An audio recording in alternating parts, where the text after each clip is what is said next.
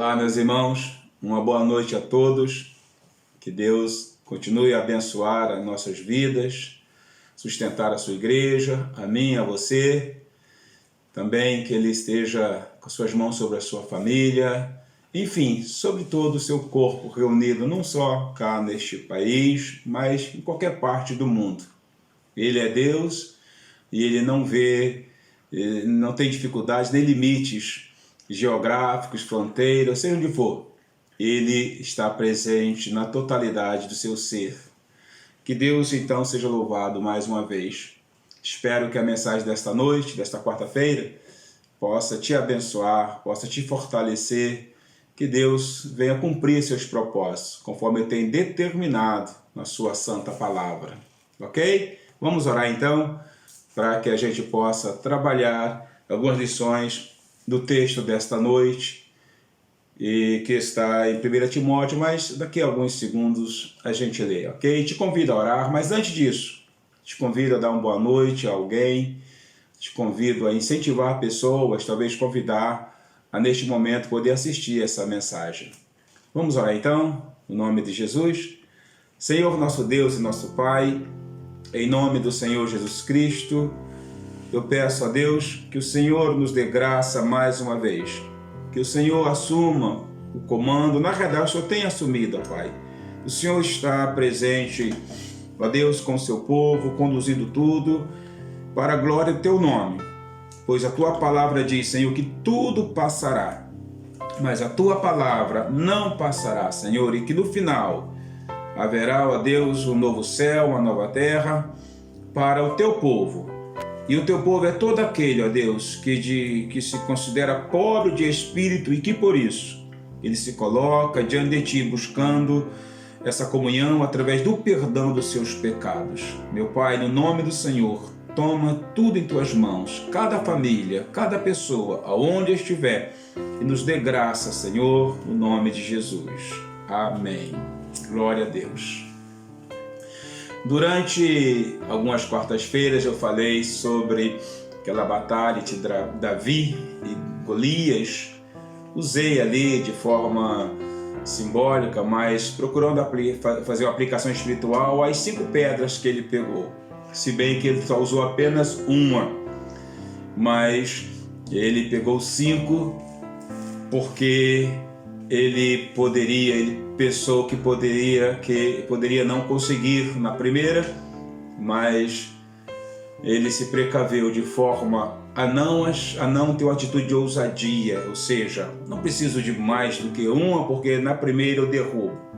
Não, apesar dele saber que poderia, com a primeira, acertar o gigante, ele não tentou a Deus, ele confiou em Deus plenamente e então tomou atitudes para usar todas, se necessário fosse. Mas Deus conduziu a ele de maneira que, como você bem percebeu, com uma única pedra ele derrubou o gigante, porque Deus a direcionou. Eu estou a relembrar isto apenas para refrescar nossa memória, não é? E ver que Deus, quando Deus está na direção, quando Deus toma a frente, aquilo que é impossível ao homem é possível para Deus. Então que o Senhor te abençoe. Te convido a abrir sua Bíblia ou a ouvir esta leitura que está no livro de 2 Timóteo, no capítulo 1. E nós vamos aprender algumas lições importantes neste livro. A partir do versículo 3, diz assim na NAA, é a linguagem que às vezes eu uso também junto com a NVI em alguns momentos. Diz assim: dou graças a Deus, a quem desde os meus antepassados sirvo com a consciência limpa, porque sem cessar lembro de você nas minhas orações noite e dia. São palavras do apóstolo Paulo dirigidas ao seu discípulo Timóteo. Lembro das suas lágrimas e estou ansioso por ver você, para que eu transborde de alegria. Lembro da sua fé sem fingimento, a mesma que primeiramente habitou em sua avó Lóis e em sua mãe Eunice. E estou certo de que habito também em você. E agora ele continua: por esta razão, venho lembrar-lhe que reavive o dom de Deus que está em você, pela imposição das minhas mãos. Porque Deus não nos deu espírito de covardia, mas de poder, de amor e de moderação. Portanto, não se envergonhe do evangelho, do testemunho do nosso Senhor, nem do seu prisioneiro que sou eu. Pelo contrário, participa comigo dos sofrimentos a favor do evangelho, segundo o poder de Deus, que nos salvou e nos chamou com santa vocação, não segundo as nossas obras, mas conforme a sua própria determinação e graça que nos foi dada em Cristo Jesus nos tempos eternos, e manifestada agora pelo comparecimento de nosso Salvador, Cristo Jesus. Ele não só destruiu a morte, como trouxe à luz a vida e a imortalidade mediante o Evangelho. Para este Evangelho, eu fui designado pregador, apóstolo e mestre. Ele diz: por isso estou sofrendo estas coisas. Não me envergonho, porque sei quem tenho crido, e estou certo que Ele é poderoso para guardar aquilo que me foi confiado até aquele dia. Glória a Deus. Até aqui é princípio, depois a gente continua um pouco mais. Vamos pedir que Deus abençoe esta palavra. Senhor, dá-nos graça na ministração da Tua palavra, em nome do Senhor Jesus Cristo. Amém. Glória a Deus. Glória a Deus. Timóteo, ele estava a passar por grandes conflitos, por grandes dificuldades. Ele havia sido encarregado por Paulo por ordem, vamos dizer assim, na igreja de Éfeso. Ele era um jovem pastor. Não podemos afirmar se ele foi colocado por um tempo para assumir esta igreja ou se era um pastor ali por tempo determinado, não sabemos. Certo que ele foi colocado como responsável para pastorear a igreja em Éfeso. E ele era muito jovem, segundo alguns, devia ter uns 30, 34, nas casas dos 30, 35 anos, segundo alguns estudiosos. E ele então enfrentou muitas dificuldades à frente desta igreja. Havia falsos mestres, a sua juventude também era um problema, pois os mais antigos começaram a resisti-lo a tantas coisas. Este homem então passou a enfrentar um grande conflito em sua vida.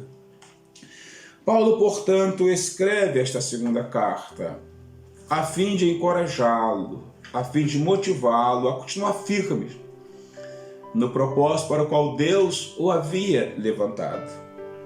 E eu quero então usar aqui algumas lições que Paulo, desta carta, para poder trazer para cada um de nós, independente de que ela seja uma carta pastoral, uma das cartas pastorais. Independente disso, os princípios espirituais, eles se aplicam a cada pessoa. Se é um líder, se é um servo comum no dia a dia, servindo ao Senhor, um membro da Igreja de Cristo. Assim fica melhor.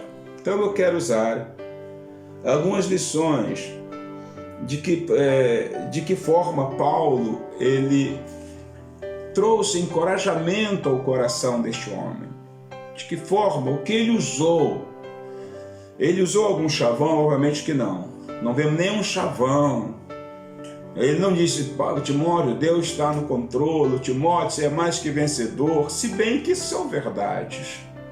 Mas ele não usou dessas artimanhas ou até alguns chavões que se tornam tão batidos em nossas vidas, porque às vezes a gente fala assim: Deus está no controle. Está, não estou dizendo que não, por favor, não me interprete mal. Mas muitas vezes o momento que estamos a viver é tão contrário, é tão oposto, que fica difícil crer. A gente precisa de uma base para que a nossa confiança seja restaurada, resgatada e apoiada. Então, a pergunta que faço é, como Paulo fez, portanto, para encorajar este homem, este jovem líder a prosseguir? E é isso que eu quero usar algumas lições aqui, como eu disse, para aplicar a cada membro do corpo de Cristo, independente de ser o líder ou não. A primeira coisa que Paulo faz aqui, depois da saudação, ele chega ao versículo 5, ele diz algo muito importante nesta carta. Vamos dar uma olhada, vamos repeti-lo? Por favor, diz assim o versículo 5. Lembro-me da tua fé sem fingimento, a mesma que primeiramente habitou em sua avó Lóide, sua mãe Eunice, e estou certo de que habita também em você. Primeiramente, voltando um pouco ao versículo 3 e ao 4, ele fala de que ele intercedia constantemente. Ele chega a usar a expressão dia e noite. Ou seja, Timóteo estava sempre no coração de Paulo, nas orações de Paulo. Ele tinha conhecimento do que ele estava a passar.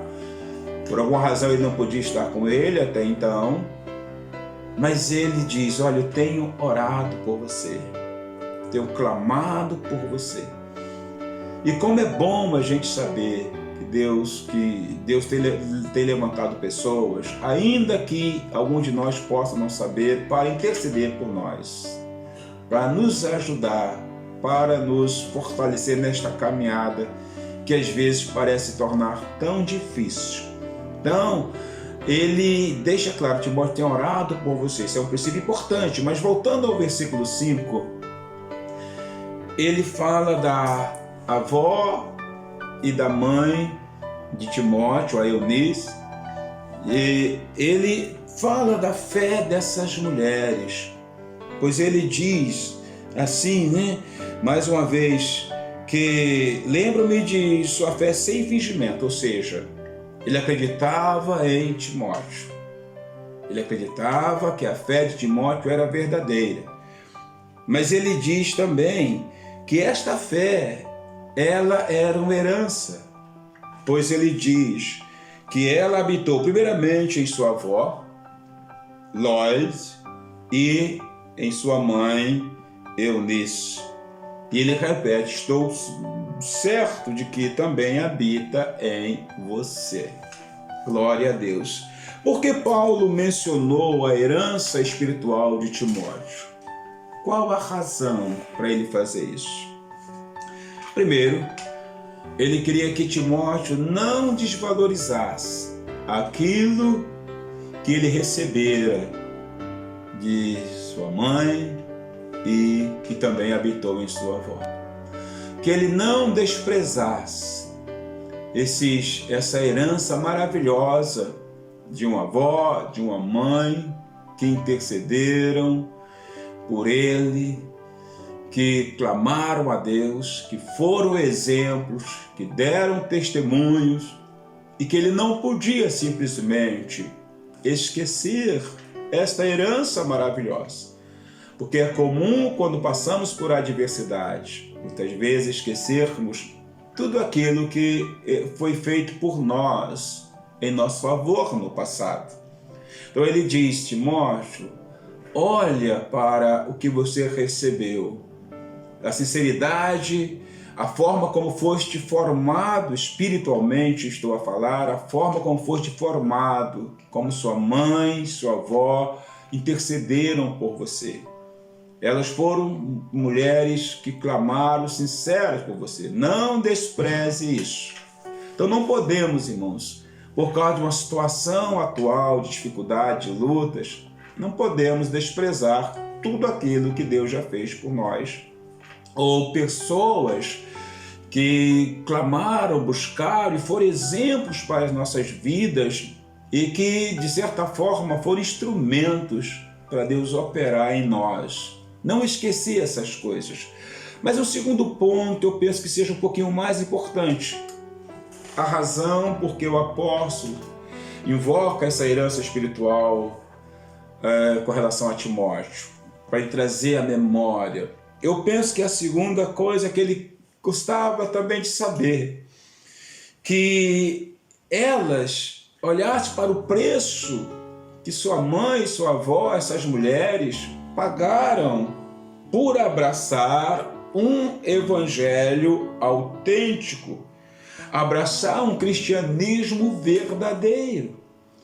Obviamente, elas, penso que elas tinham a herança judaica, a herança do judaísmo, a herança baseada na lei de Moisés. Mas, de alguma forma, elas conheceram a Jesus e elas abraçaram esse evangelho agora, através do Senhor Jesus Cristo, né? O cumprimento de todas as profecias do Velho Testamento, até de próprio daquilo que Moisés escreveu sobre o grande profeta que viria depois dele. Ela então entende que tudo apontava para Jesus e elas então, elas pagam o preço e abraçam a Jesus. Paulo então quer também que Timóteo perceba que não foi fácil para elas, mas era uma fé firme, leal, como ele diz, sem fingimento.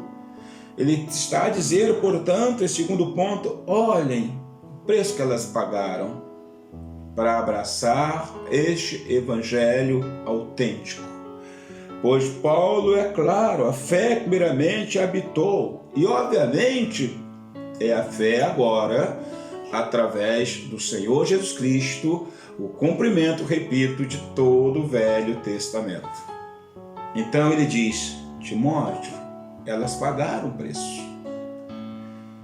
Aí Paulo vai dizer para Timóteo, no capítulo 3, nesse mesmo livro, 2 Timóteo, ele diz assim no versículo 12, que na verdade, todos os que querem viver piedosamente, fielmente em Cristo Jesus, serão perseguidos. Timóteo ali, a perseguição que se levantou contra Timóteo não era uma perseguição como outras, que às vezes elas culminaram em morte, mas era simplesmente por levar a igreja a viver o evangelho autêntico, por colocar ordem, por resistir aos falsos evangelhos, falsos mestres. Então, todos que querem viver o evangelho autêntico, em alguma medida, em algum momento, vão sofrer oposição, vão sofrer rejeição. E às vezes não precisa nem vir de fora. A nossa própria natureza, quando abraçamos este evangelho, este cristianismo autêntico, a nossa natureza começa a entrar em guerra, em batalhas, porque não é fácil. Então, Paulo, ele chama Timóteo. Você pensa que foi fácil para a sua avó? Você pensa que foi fácil para sua mãe? É isso que ele está dizendo. Porque essa fé que agora estava em Timóteo, ele diz que é a mesma fé. Portanto, ainda que alguns queiram falar que essa fé era judaica, não tem cabimento, não há ali, não combina. Porque Paulo está a falar da fé de Timóteo em Jesus Cristo, o mesmo que Paulo servia. Então, quando ele diz essa fé, quando ele fala essa mesma fé sem fingimento, está falando da fé em Jesus Cristo. Ainda que a herança delas fosse judaica, mas agora elas entenderam que precisava abraçar aquele que era o cumprimento de tudo que fora escrito no Velho Testamento. Então ele quer que Timóteo olhe. Timóteo, não foi fácil.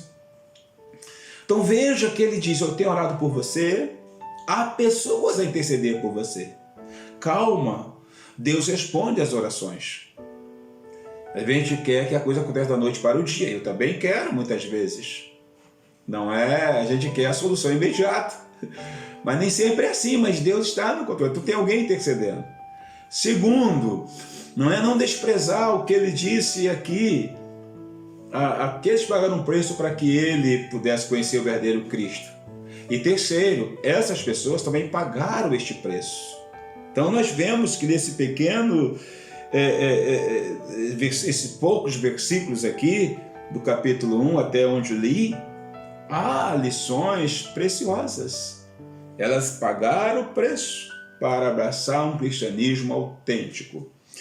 Baseado nisso, Paulo vai dizer assim no versículo 6: por esta razão, venho lembrar-lhe que reavive o dom de Deus que está em você pela imposição das minhas mãos. Olha o que estava a acontecer aqui, irmãos.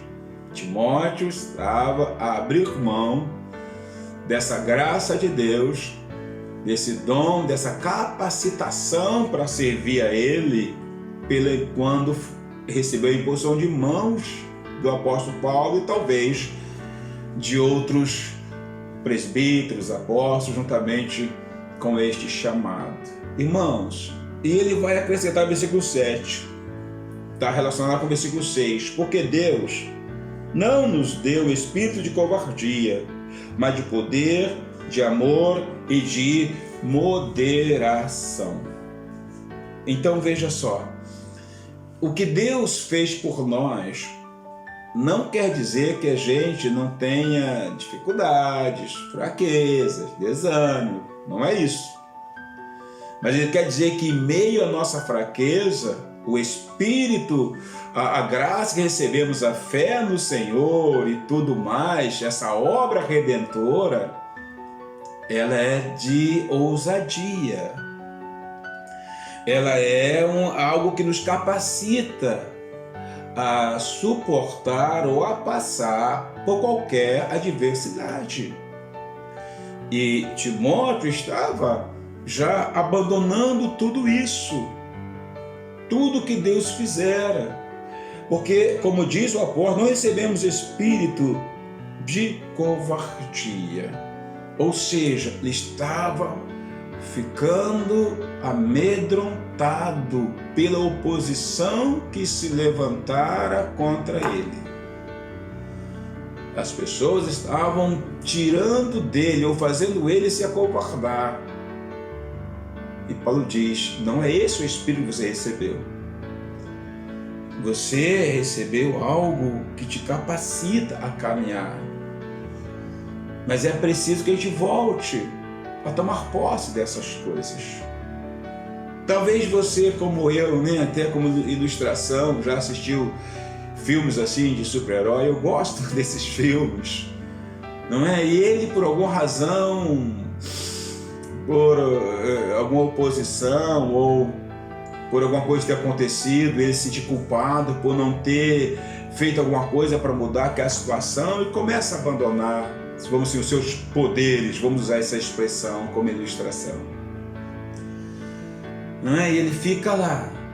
Até no filme sempre se dá um jeitinho dele voltar e pessoas começam a motivá-lo, ou alguém diz palavra de efeito, enfim, de alguma forma ele se vê motivado a não abandonar tudo aquilo que ele recebeu para fazer bem às pessoas. Aí ele vai lá, pega sua capa, pega sua máscara, ou faz alguma coisa, não é? Ele reaviva, ele retoma aquilo e ele então volta à ação. Como na nossa vida, nós não somos super-heróis, não somos servos. Como nós reavivamos as nossas vidas? Não tem uma coisa mais eficaz, pelo menos acontece comigo, é buscar a Deus em oração.